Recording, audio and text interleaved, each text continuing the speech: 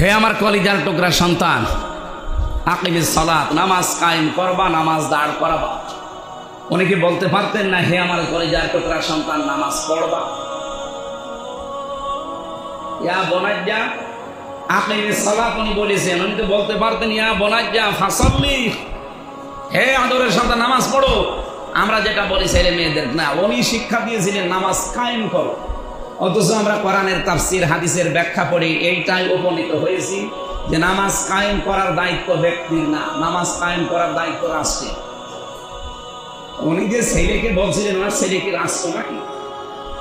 ছেলেকে কথা বললেন কেন? বলতে পারতেন যে ছেলে নামাজ পড়ো, বললেন নামাজ কায়েম করো।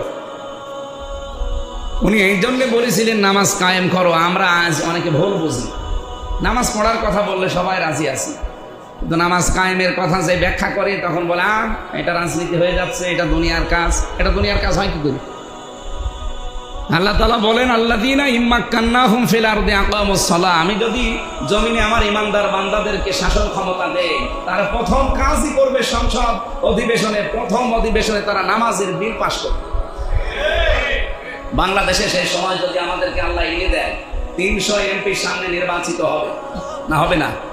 এর ভেতরে যদি 151 জন আমরা এমন মানুষকে পাঠাতে পারি যারা কোরআন বুকে নিয়ে সংসদে যাবে, যেমন আল্লামা সাইদি গিয়েছিলেন, মতিয়ার রহমান নিজামী সাহেব গিয়েছিলেন, হামিদুর রহমান আজাদ গিয়েছিলেন, অধ্যাপক মুজিবুর রহমান গিয়েছিলেন, এইরকম মানুষ যদি 300-র ভেতরে 151 জন এই কোরআন বুকের ভেতরে নিয়ে যেতে পারে সংসদে, প্রথম অধিবেশনে যদি বলে মাননীয় স্পিকার আমরা নামাজের বিল চাই, উনি যদি বলে হ্যাঁ হাত তোলেন, এখন 300-র ভেতরে 151 জন যদি সত্যি হাত তোলে, ওই দিনই কিন্তু হ্যাঁ জয়যুক্ত হয়ে বিলটা পাস হয়ে যাবে।